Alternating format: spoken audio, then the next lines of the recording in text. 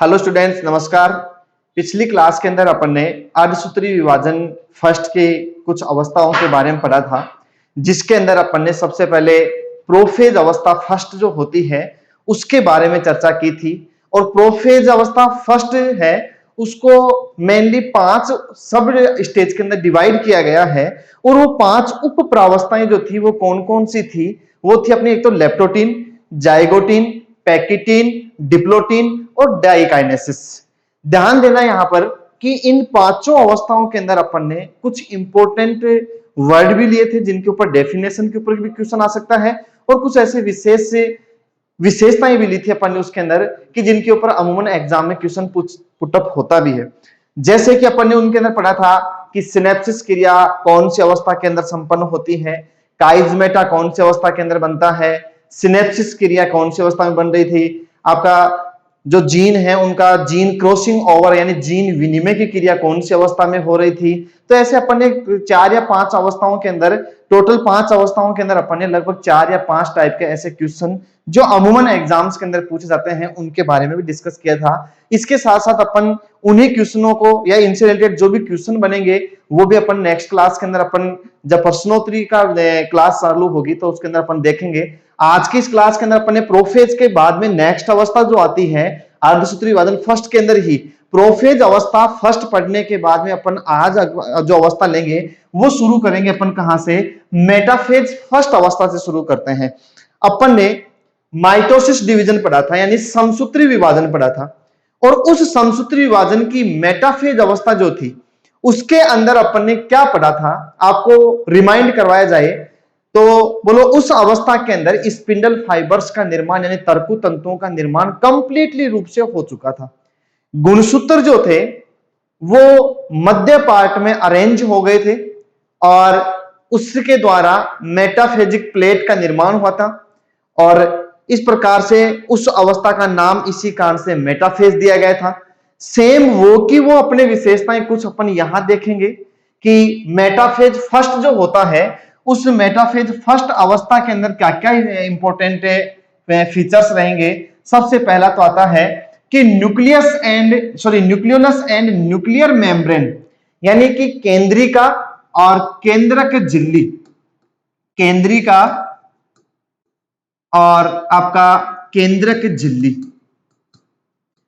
केंद्रिका और केंद्रक झिल्ली दोनों के दोनों कंप्लीटली रूप से क्या हो जाते हैं? डिसअपियर यानी कि पूर्णतया क्या हो जाते हैं? विलुप्त हो जाते हैं। ध्यान रखना इससे पहले वाली जो अवस्था थी वो कौन सी थी? लेप्टोटीन, जाइगोटीन, पैकिटीन, डिप्लोटीन और डाइकाइनेसिस। डाइकाइनेसिस अवस्था के अंदर अपन ने लिया था कि वहां पर केंद्रिका और केंद्रक झिल्ली दोनों धीरे धीरे विलुप्त होना प्रारंभ हो रहे थे, लेकिन मेटाफेज अवस्था फर्स्ट के अंदर जैसे आए अपन ने तो उसके अंदर अपन ने लिखा कि पूर्णतः कंप्लीटली विलुप्त हो गई। फिर उसके बाद में लेते हैं all the bivalent chromosome arrange on middle part and form A metaphase plate. यहां पर अगर अपन देखें कि जितने भी बाइवेलेंट द्वियुग्ली गुणसूत्र जो होते हैं वो बाइवेलेंट क्रोमोसोम पूर्णतया इस मिडिल प्लेट के ऊपर क्या हो जाते हैं? अरेंज हो जाते हैं। ये यहां पर आपके तर्कु तंतु जिनको स्पिंडल फाइबर कहते हैं, इस स्पिंडल फाइबर से जुड़ा हुआ रहता है, और ये जो आपका है ये क्या कहलाएगा? आपका सेंट्रोमियर कहलाता है। और तो इस प्रकार से अपन ये कह सकते हैं कि गुणसूत्र सेंट्रोमियर की सहायता से तर्कु तंतुओं के ऊपर जुड़े रहते हैं और जुड़ करके बिल्कुल मध्य पार्ट के अंदर किसका? मेटाफेज प्लेट का निर्माण कर लेते हैं। कौन सी प्लेट का निर्माण करते हैं? मेटाफेज प्लेट का निर्माण कर लेते हैं। तो ये तो थी अपने पास में क्या? मेटाफेज अवस्था, कि जिसके अंदर क्या था कि centromere, the centromere of homologous chromosome stretch out of either side. यहां पर ये कहना चाह रहा है अगला कि जो मेटाफेज प्लेट जो होती है उसके ऊपर गुणसूत्र जैसे व्यवस्थित तो होते हैं, तब उसके बाद में centromere of the homologous chromosome यानी कि होमोलोगस क्रोमोसोम जो थे उनका सेंट्रोमियर था। जैसे मान लीजिए कि आपके पास में ये क्रोमोसोम है, इसका ये सेंट्रोमियर पार्ट है, दूसरा क्रोमोसोम आपका ये है, इसका ये सेंट्रोमियर पार्ट है। स्ट्रेच आउटसाइड स्ट्रेच का मतलब होता है खिंचाव, यानी यहां पर अपन ये कह सकते हैं कि ये इस सेंट्रोमियर का खिंचाव ऊपर की तरफ होगा, इधर वाले सेंट्रोमियर का खिंचाव कहां होगा, नीचे वाले ध्रुव की तरफ होता है। यानी यहां पर जैसे इनके अंदर खिंचाव होगा तो दोनों के दोनों जो सेंट्रोमियर होते हैं इनके अंदर इधर दोनों ध्रुवों की तरफ खिंचाव होता है। इसका मतलब क्रोमोसोम, होमोलॉगस क्रोमोसोम जो होते हैं वो सेपरेट होते हैं, अलग होना शुरू कर देते हैं। यहां अपन यही कहना चाह रहे हैं कि the centromere of homologous chromosome, homologous chromosome यानी होमोलॉगस गुणसूत्रों के जो सेंट्रोमियर होता है stretch out on either side, यानी दोनों दिशाओं के अंदर क्या होते हैं, स्ट्रेच यानी खिंचाव होना शुरू होता है। द अरेंजमेंट ऑफ सेंट्रोमियर, यानी कि सेंट्रोमियर का व्यवस्था किस तरह से होती है, centromere towards the opposite pole and chromatid arrange in toward the metaphasic plate. देखिए आगे अपन डायग्राम में देखते हैं, यहां पर अगर अपन देखें कि गुणसूत्रों के ऊपर उपस्थित सेंट्रोमियर का व्यवस्था जो होती है वो तो कैसे होती है, मान लीजिए कि आपका ये सेल है, ये इसका दोनों अपोजिट पोल है और यहां पर ये स्पिंडल फाइबर है और इन स्पिंडल फाइबर्स के ऊपर जो आपका क्रोमोसोम अरेंज जो होते हैं और इन क्रोमोसोम के अरेंजमेंट से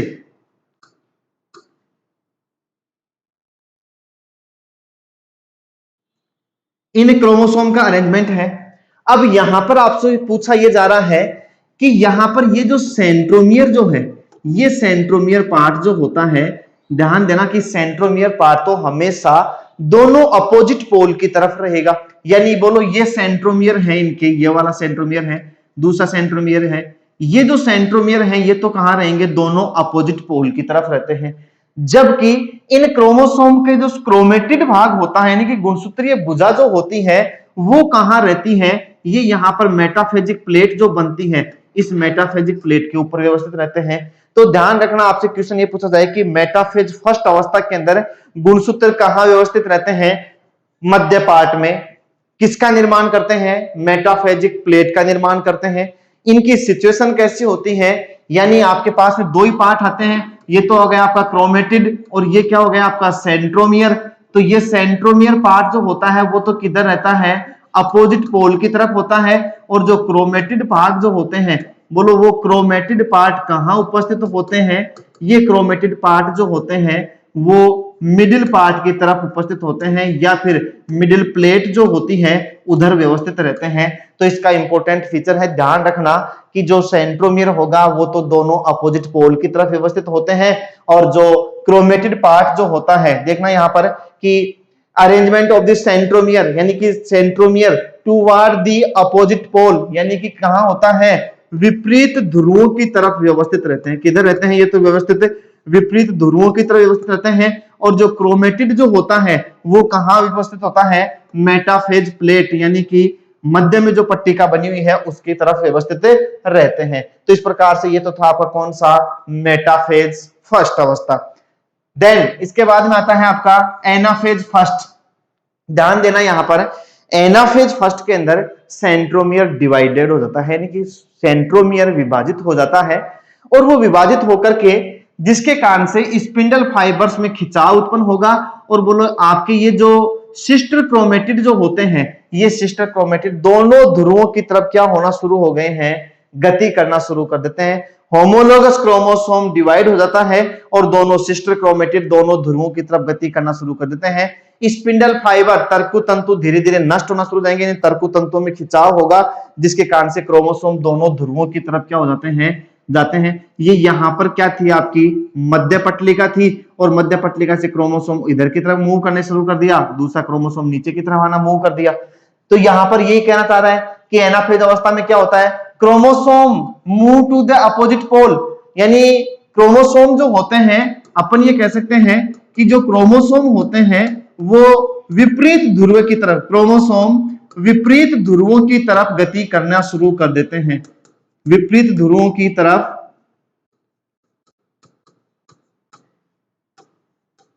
गति करते हैं। सेकंड जो आएगा वो आएगा आपका ड्यूरिंग एनाफेज फर्स्ट, यानी कि जैसे ही यहां पर ध्यान रखना ये क्रिया आपकी समसूत्री विभाजन के अंदर भी हो रही थी, लेकिन वहां पर number of the chromosome same थे। लेकिन एनाफेज फर्स्ट के अंदर क्या होता है कि जो नंबर ऑफ क्रोमोसोम जो 2n टाइप थे वो डिवाइड होंगे और नंबर ऑफ क्रोमोसोम क्या हो जाएगा n टाइप, यानी कि द्विगुणित गुणसूत्रों से क्या बन जाते हैं, यहां पर एनाफेज अवस्था फर्स्ट जो होती है उसके अंदर द्विगुणित गुणसूत्रों से क्या बन जाते हैं, अगुणित गुणसूत्रों का निर्माण हो जाता है। यही कहना चाह रहा, during anaphase first original chromosome separate the number of chromosome from 2n to n number yet the sister chromatid remain together, यानी कि यहां पर जो क्रोमोसोम होते हैं वो गुणसूत्र आपस में डिवाइड होते हैं, लेकिन यहां पर डिवाइडेशन इस प्रकार से होता है कि गुणसूत्रों की संख्या जो होती है वो हाफ हो जाती है, 2n से वो क्या हो जाते हैं, n टाइप में चेंज हो जाते हैं। आपके पास ये डायग्राम है जिसके अंदर क्रोमोसोम विपरीत ध्रुवों की तरफ गति कर रहे हैं। यहां पर ध्यान रखना, तीसरा पॉइंट इंपॉर्टेंट ये है कि इसमें जो गुणसूत्र जो होते हैं, गुणसूत्र जब गति करते हैं, गुणसूत्र गति करते समय किस आकार के दिखाई देते हैं, वी आकार के दिखाई देते हैं, वी आकार के दिखाई देते हैं। इसका भी ध्यान देना, यहां पर क्रोमोसोम आपको वी आकार के यूं इस प्रकार से दिखाई दे रहे हैं। तो इस प्रकार से एनाफेज फर्स्ट अवस्था जो होती है उसके अंदर गुणसूत्रों की संख्या हाफ हो जाती है, यानी कि हैप्लॉइड क्रोमोसोम बन जाते हैं। फिर उसके बाद में लिया अपन ने कि गुणसूत्रों के अंदर सेंट्रोमियर में खिंचाव, डिवाइडेशन हो जाता है, विभक्त हो जाता है, और जो स्पिंडल फाइबर होते हैं उनमें खिंचाव आने के कारण से गुणसूत्र विभाजित होकर के दोनों ध्रुवों की ओर गति करना प्रारंभ कर देते हैं। नेक्स्ट इसके बाद में लेते हैं टीलोफेज फर्स्ट अवस्था। ध्यान रखना यहां पर फर्स्ट है। टीलोफेज फर्स्ट अवस्था में क्या होगा कि the daughter chromosome reach the opposite pole, यानी कि गुणसूत्र जो होते हैं वो पूर्णतया विपरीत ध्रुवों के ऊपर पहुंच जाते हैं।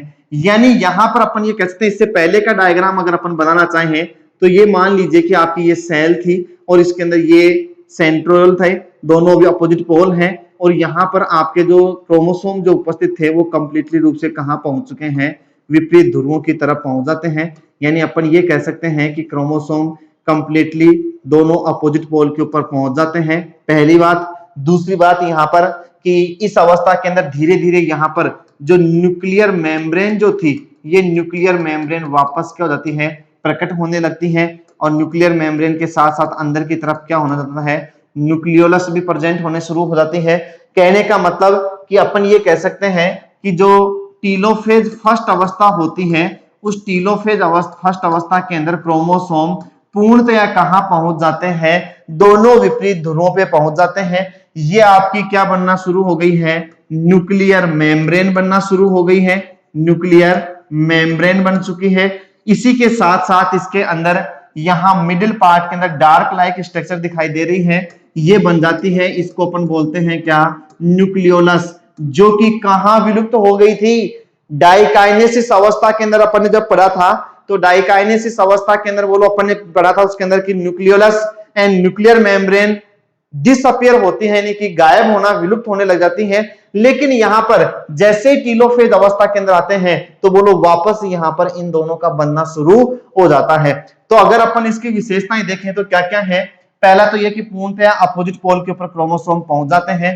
दूसरा आता है कि the chromosomes undergo despiralisation to form a long thin thread like structure called as the chromatin fibre, यानी यहां अपन ये कह सकते हैं कि जो गुणसूत्र होते हैं वो गुणसूत्र हमेशा क्या होंगे, अनकॉइलिंग होंगे उनके अंदर, जिसके कारण से जो थिक थ्रेड लाइक स्ट्रक्चर जो बन रही थी वो किसमें बदलती है, थिन थ्रेड लाइक स्ट्रक्चर में। यानी कि अपन ये कह सकते हैं गुणसूत्र जो होते हैं वो किसमें बदल जाते हैं, क्रोमेटिन तंतुओं के अंदर बदल जाते हैं। दूसरा अगला अपन इसके अंदर फीचर लेते हैं वो क्या आएगा आपका, न्यूक्लियोलस, यानी अपन क्या कह सकते हैं उसको, केंद्रिका, न्यूक्लियोलस और न्यूक्लियर मेम्ब्रेन केंद्रक झिल्ली अपीयर्स, वापस पुनः प्रकट होने लगते हैं।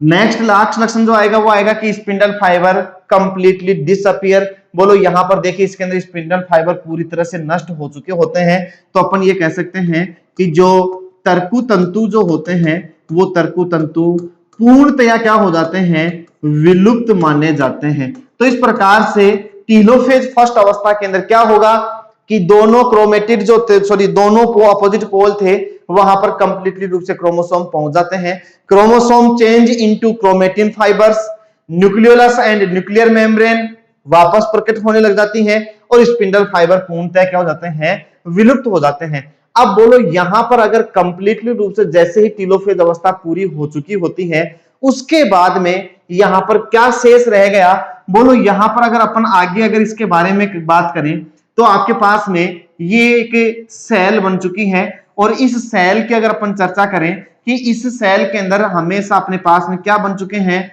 दो तो क्या बन चुके हैं इसके अंदर, न्यूक्लियस बन चुके हैं। ये आपके क्या रहेंगे, सेंट्रियोल रहेगा या सेंट्रोसोम रहेगा। यहां पर अगर मान लीजिए साइटोकाइनेसिस क्रिया अगर होती है, साइटोकाइनेसिस क्रिया अगर अपन दर्शाते हैं, यानी साइटोकाइनेसिस का मतलब यह होता है कि कोशिका द्रव्य का साइटोप्लाज्म का डिवीजन कर दे अगर, यानी अपन ये कह सकते हैं कोशिका द्रव्य का अगर विभाजन कर दिया जाए तो बोलो यहां पर एक सेल से दो सेल्स का फॉर्मेशन होगा या नहीं होगा। दोस्तों आपको ध्यान होना चाहिए, अपन ने पढ़ा भी था कि साइटोकाइनेसिस क्रिया के लिए दो विधियां होती हैं। एक तो आती है आपकी कौन सी विधि, सेल प्लेट विधि आती है। सेल प्लेट विधि के अंदर तो वो तो किसके अंदर होती है, प्लांट सेल्स के अंदर सेल सॉरी साइटोप्लाज्म का डिवीजन होता है। और दूसरा जो लिया था अपन ने वो कौन सी विधि थी, क्लीवेज फेरो विधि थी। और उस क्लीवेज फेरो विधि के अंदर अपन ने पढ़ा था कि कोशिका के अंदर खांच बनना शुरू होती है, किसके अंदर, एनिमल सेल्स के अंदर। यहां पर जैसे इसके अंदर खांच बनना शुरू होगी, धीरे धीरे ये सेल्स जो होती है वो इनकी सेल मेम्ब्रेन जो होती है कंप्लीटली रूप से एक दूसरे से क्या हो जाएगी, अटैच्ड हो जाती है। और इस प्रकार से क्या बन जाएंगे अपने पास में, एक सेल से कितने सेल्स का फॉर्मेशन हो जाएगा, दो सेल का निर्माण हो जाएगा। अब यहां पर बात ये करते हैं कि ये बनने वाली जो सेल रहेगी वो किस टाइप की रहेगी, एन टाइप की सेल्स का फॉर्मेशन होता है, यानी कि इसके अंदर नंबर ऑफ क्रोमोसोम हाफ हो जाते हैं। इसी कारण से मियोसिस फर्स्ट जो था उसको अपन ने रिडक्शन मैकेनिज्म के अंदर लिया, यानी कि उसके अंदर क्रोमोसोम की संख्या आधी हो जाती है। अगला जो पॉइंट आएगा अपने पास में वो रहेगा इंटरकाइनेसिस। इंटरकाइनेसिस का मतलब होता है कि जो दो सेल, पीछे वाली स्लाइड के अंदर देखे अपन कि इससे अपन ने दो सेल्स का फॉर्मेशन किया है, इन दोनों सेल के फॉर्मेशन के पश्चात बोलो ये जो बनने वाली दोनों सेल्स हैं वापस क्या होंगी, विभाजित होंगी। और जब ये वापस विभाजित होंगी तो वही अवस्था आएगी कि पहले कौन सी अवस्था जाएगी, इंटरफेज सेकंड, क्योंकि पहले इंटरफेज फर्स्ट में वो कोशिका गुजर चुकी है।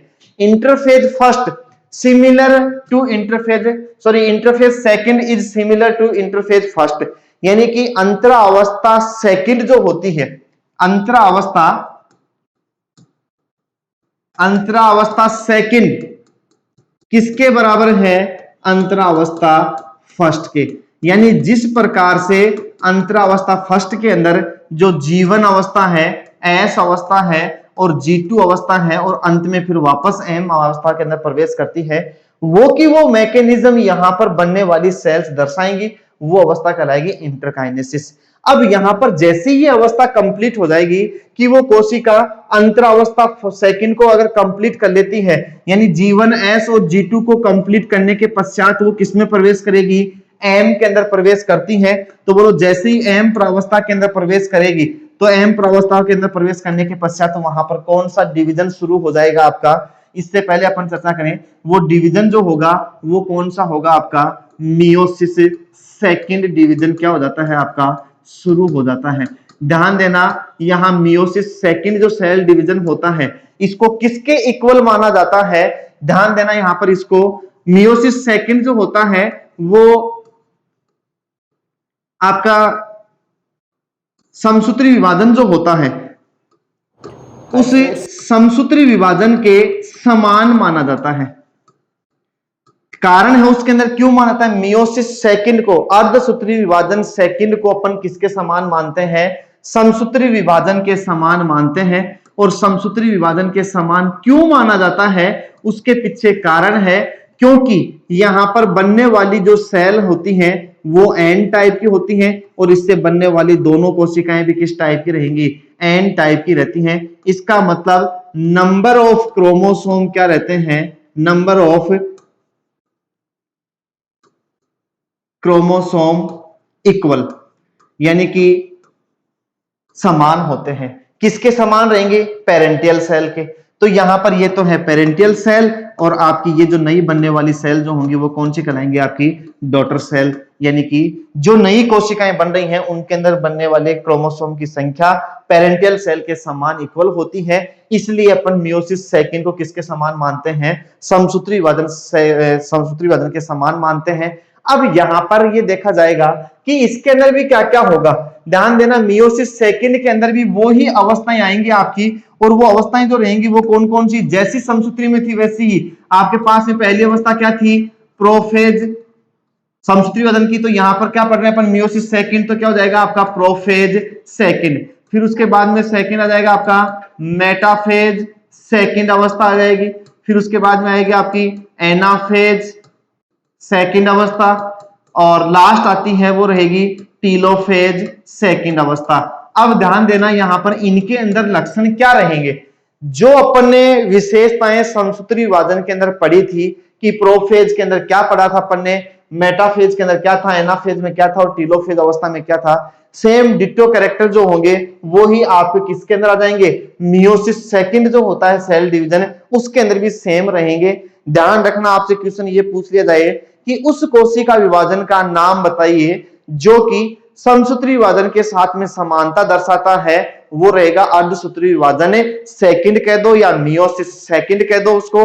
कारण है क्योंकि बनने वाली कोशिकाएं जो होती हैं वो कितनी होती है, सॉरी वो कैसी होती हैं, उसमें अगुणित क्रोमोसोम होते हैं, और जो कोशिकाएं इंटरकाइनेसिस अवस्था में दर्शा रही थी उसमें भी क्रोमोसोम क्या थे, अगुणित थे। इसलिए एन टाइप की सेल से अपन ने जो दोनों डटर सेल का फॉर्मेशन किया वो भी क्या है, एन टाइप क्रोमोसोम रखती हैं। इस प्रकार से मियोसिस सेकंड भी हो जाता है, और जैसे मियोसिस सेकंड होगा वापस वही साइटोकाइनेसिस मैकेनिज्म होगी, यानी कोशिका द्रव्य का विभाजन होगा।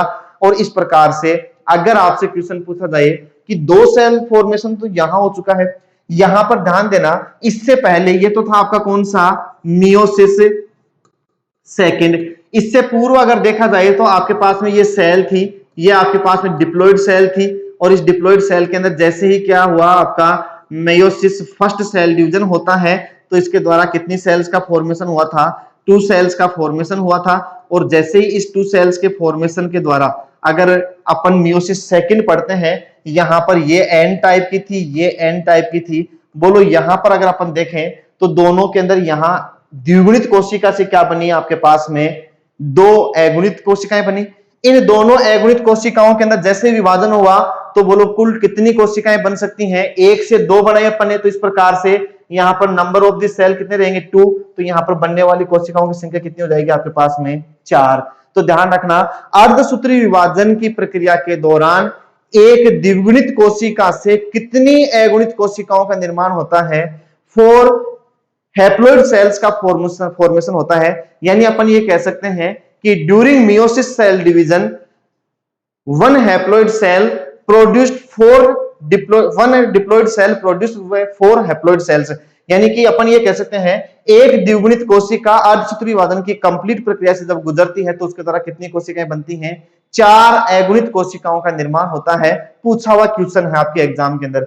फिर उसके बाद में अपन लेते हैं क्या, अगला आता है सिग्निफिकेंस ऑफ मियोसिस, यानी अपन ये कह सकते हैं अर्धसूत्री विभाजन का क्या है महत्व। अर्धसूत्री विभाजन का महत्व क्या रहेगा, सबसे पहली बात तो महत्व ये रहता है कि अर्धसूत्री विभाजन जो होता है वो आपके जब युग्मक निर्माण होते हैं तो उस युग्मक निर्माण के दौरान अर्धसूत्री विभाजन होता है, और उस अर्धसूत्री विभाजन के दौरान अगर युग्मक बन रहे हैं, क्यों कारण है उसी समय क्यों होता है, उसके पीछे रीजन ये आता है क्योंकि युग्मक जब बनते हैं तो वो एक अगुणित कोशिका होती है। तो यहां पर पहला अगर अपन सिग्निफिकेंस ले, मियोसिस फॉर्म गैमेट्स, गैमेट्स का मतलब क्या रहेगा यहां पर, युग्मक that are required for sexual reproduction, यानी कि यहां पर लैंगिक जनन की क्रिया के दौरान जो युग्मक का निर्माण होता है वो कहां से उत्पन्न होंगे, आपके मियोसिस क्रिया के दौरान, अर्धसूत्री विभाजन की क्रिया के दौरान।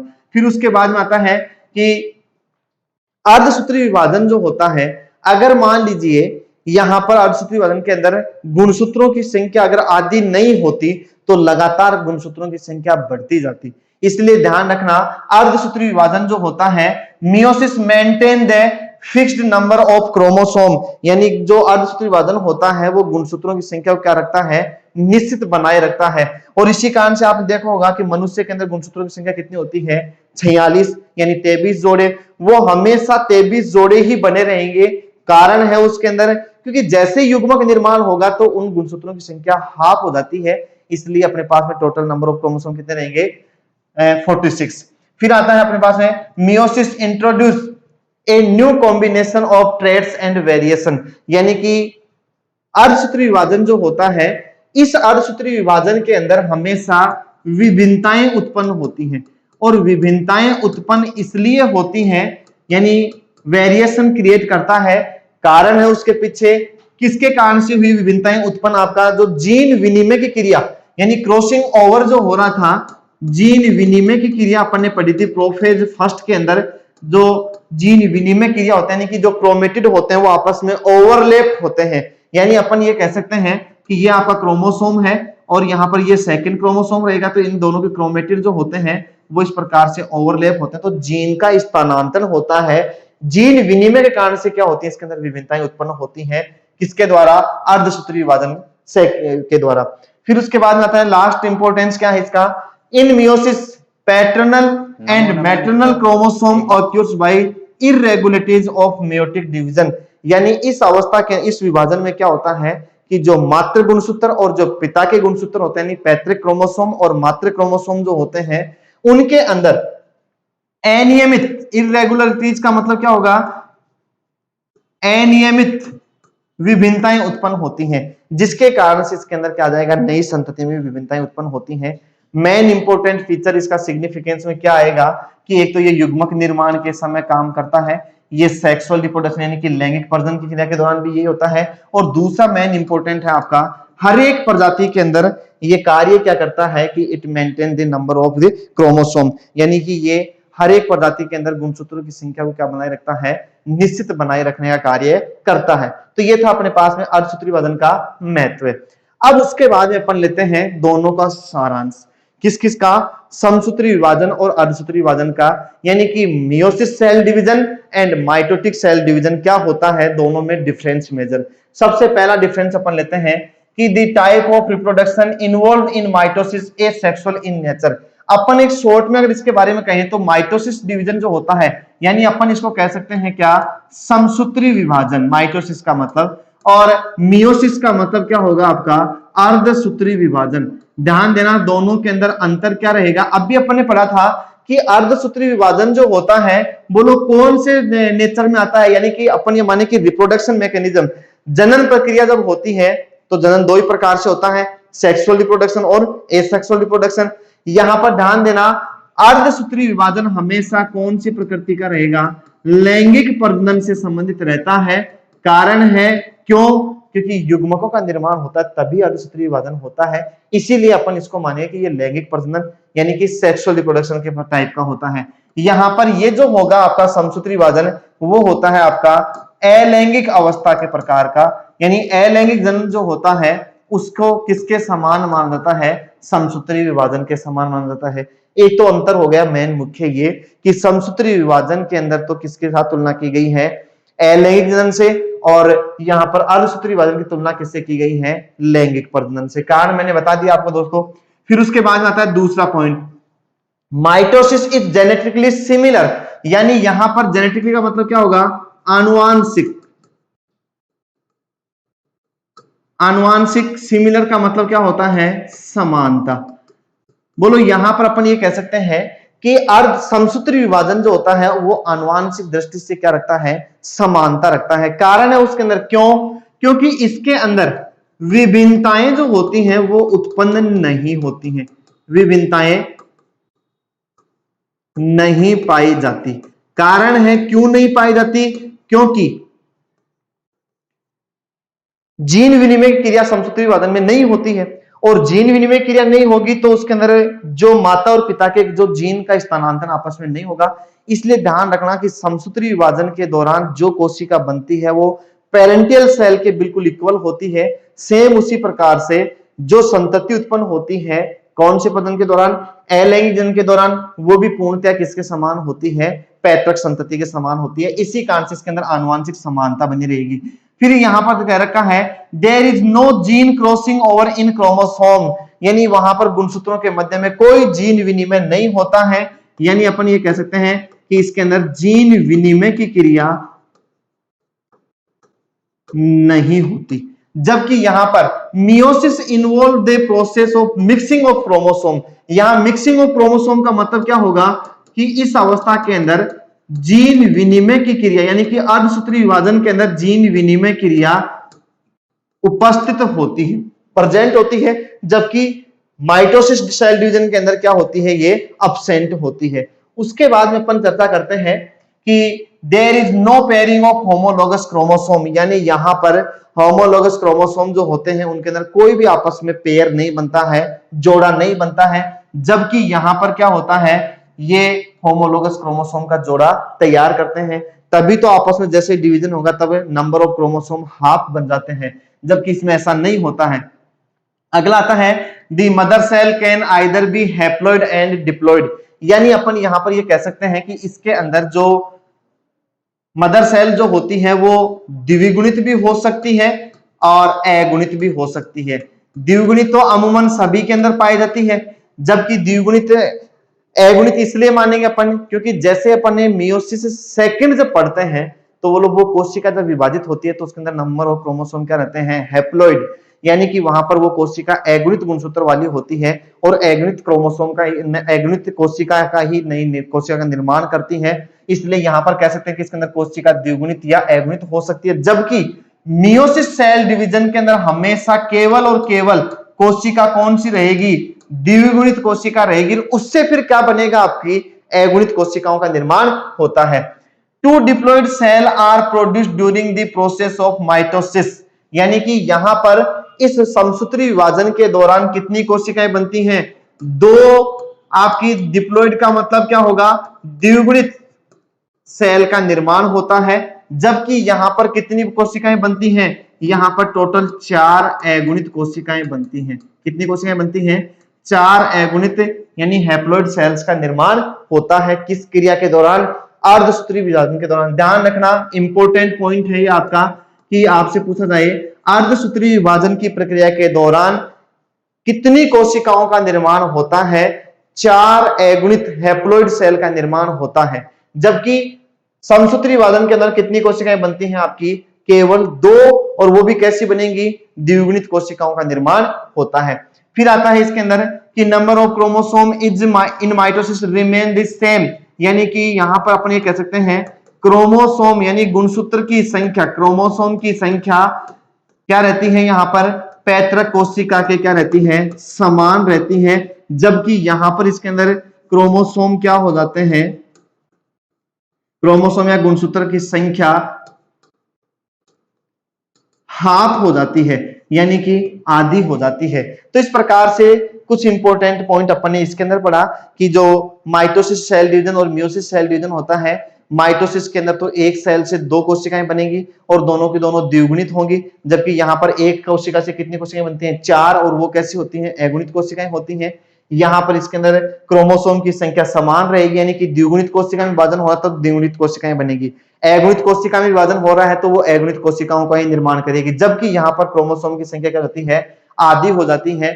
यहां पर अभी अपन ने लिया, अभी अपन ने पढ़ा अपन ने कि इसके अंदर कोशिकाएं माइटोसिस सेल डिवीजन के अंदर द्विगुणित भी भाग ले सकती है तो अगुणित भी, जबकि मियोसिस के अंदर केवल और केवल कौन सी भाग लेती है, द्विगुणित कोशिका ही भाग लेती है। उसके बाद में अपन लेते हैं माइटोसिस के अंदर और क्या चेंजमेंट होता है, it occur in somatic cells. ध्यान रखना, इंपॉर्टेंट है कि हमेशा समसूत्री विभाजन जो होता है वो केवल और केवल कौन सी कोशिकाओं के अंदर, सोमेटिक सेल्स यानी कायिक कोशिकाएं जो होती हैं केवल उन्हीं के अंदर पाया जाता है। ऑक्यूर्स का मतलब क्या होता है, आपका उत्पन्न होना। फिर उसके बाद में अगर अपन देखें कि ये किसके अंदर होता है, केवल जननिक कोशिकाएं जो होती हैं, रिप्रोडक्टिव सेल्स का मतलब क्या रहेगा, जननिक कोशिकाएं, केवल और केवल जननिक कोशिकाओं के अंदर ही संपन्न होता है कौन सा, अर्धसूत्री विभाजन। फिर उसके बाद में लेते हैं कि इसके अंदर ना तो कोई सिनेप्सिस क्रिया होगी, सिनेप्सिस क्रिया, क्या अपन ने समसूत्री विभाजन के अंदर सिनेप्सिस या काइजमेटा का निर्माण पढ़ा था क्या अपन ने, कहीं नहीं अपन ने चर्चा की। जबकि यहां पर अपन काइजमेटा और सिनेप्सिस क्रिया किसके अंदर पढ़ रहे थे अपन, मियोसिस के अंदर। यहां पर तो क्या थे, अनुपस्थित, जबकि यहां पर सिनेप्सिस क्रिया और काइजमेटा दोनों के दोनों, सिनेप्सिस और काइजमेटा दोनों प्रोसेस क्या होती हैं, उपस्थित होती हैं। और लास्ट अपन लेंगे कि जो समसूत्री विभाजन जो होता है वो तो हमेशा कौन सी अवस्था से, जाइगोट, यानी अपन ये कह सकते हैं युग्मनज अवस्था जैसे ही बनती है। अपन ये कह सकते हैं कि ये जो विभाजन होता है वो युग्मनज अवस्था से क्या होता है, प्रारंभ होता है और कहां तक चलता है, continue through all whole life, यानी कि ये प्रारंभ होकर संपूर्ण जीवन के अंदर चलता रहता है। जब तक जीव जीवित है तो उसके अंदर समसूत्री विभाजन होता रहेगा। जबकि यहां पर ये कब उत्पन्न होता है, केवल प्यूबर्टी जो अवस्था बनती है, यानी कि वयस्क अवस्था जैसे बनती है तब होता है। और केवल क्या होता है, हायर ऑर्गेनिज्म के अंदर। यानी अपन ये कह सकते हैं कि जब वयस्क अवस्था बनती है तब उसके अंदर युग्मक निर्माण शुरू होगा, तभी ही मियोसिस डिवीजन, अर्धसूत्री विभाजन संपन्न चालू होता है। जबकि समसूत्री विभाजन युग्मनज अवस्था से ही प्रारंभ होता है और उस युग्मनज अवस्था से आगे जैसे जीव बनेगा, जीव का परिवर्तन होगा और उसका पूरे कंप्लीट लाइफ पीरियड के अंदर समसूत्री विभाजन चालू रहता है। जबकि ये केवल और केवल प्यूबर्टी अवस्था के अंदर ही चालू होता है। जब तक उसके अंदर युग्मक अवस्था बनेंगे, युग्मक बनेंगे, तब तक अर्धसूत्री विभाजन होगा। और उसके बाद जैसे युग्मकों का निर्माण अगर रुक जाता है तो अर्धसूत्री विभाजन भी क्या हो जाता है, उस बॉडी के अंदर रुक जाते हैं। तो इस प्रकार से अपन ने अर्धसूत्री और समसूत्री विभाजन के बारे में अपन ने पूरे विस्तार से अध्ययन किया। दोनों की अवस्थाओं के बारे में पढ़ा, दोनों के महत्व के बारे में पढ़ा, दोनों के अंदर मेजर डिफरेंस क्या क्या है अर्धसूत्री और समसूत्री विभाजन के अंदर, उसके बारे में पढ़ा। ध्यान देना यहाँ पर कि जो सेल डिवीजन अपन ने पढ़ा है, उस सेल डिवीजन के अंदर आपको इंपॉर्टेंट क्वेश्चन जो पार्ट अगर प्ले करता है वो आएगा। एक तो आपके पास में जो अर्धसूत्री विभाजन की अवस्थाएं जो होती हैं, अर्धसूत्री विभाजन फर्स्ट की जो प्रोफेज अवस्था होती है उसके अंदर जो अपन ने 5 उप प्रवस्थाएं पढ़ी हैं, leptotene, zygotene, pachytene, diplotene, diakinesis, वहां से 99% चांस रहते हैं क्वेश्चन पुट अप होने के। एक अपन ने इनके दोनों के सिग्निफिकेंस, महत्व जो लिया है उसमें क्वेश्चन आने के चांस रहते हैं। एक अपन ने जो लास्ट में दोनों के अंदर डिफरेंस लिया कि माइटोसिस सेल डिवीजन और मियोसिस सेल डिवीजन के अंदर मेजर डिफरेंस क्या है, कब उत्पन्न होता है, कौन सी कोशिकाओं में उत्पन्न होता है, कितनी कोशिकाओं का निर्माण करता है, कौन कौन सी क्रियाएं समसूत्री में होती हैं, कौन कौन सी अर्धसूत्री में नहीं होती हैं, या अपन ये कहें कि कौन कौन सी क्रियाएं अर्धसूत्री विभाजन में होती हैं और कौन कौन सी नहीं होती हैं। तो इन पार्ट्स के अंदर से क्वेश्चन पूछने की पूरी पूरी संभावना होती है। आज के लिए sufficient, thank you. Upon next class जब भी स्टार्ट करेंगे तो उसके अंदर लाइव क्लास के अंदर प्रेजेंट होंगे।